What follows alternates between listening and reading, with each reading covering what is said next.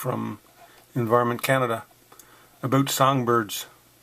It's the second summer in a row Frounce is killing the songbirds, and we also got the bulletin in Newfoundland. We had one last summer and we got one again a little while. But anyway, this Frounce is once again killing songbirds, and people are being asked to take down their outdoor feeders. Infectious disease killing songbirds in Atlantic Canada, and people are being asked to take down their outdoor bird feeders to help in the spread.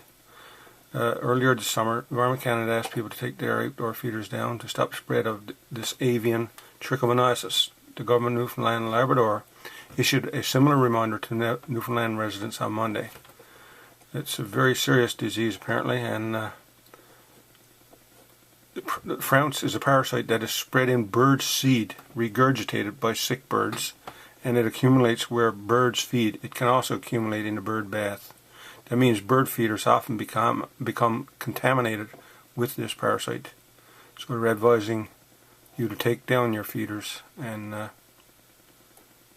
disinfect them with a 10% bleach solution and throw out the wet and exposed feed that was there. You can put them back up again in the fall. So anyway, good luck with that. So I'm going to show you one of my bird houses there now, and the chickadees have gone in and laid their eggs, and I think she may have babies. Okay, this is 1st of June 2018, and we got a chickadee in one of the boxes now, and that one right there, she must have babies, so I'm going to show you.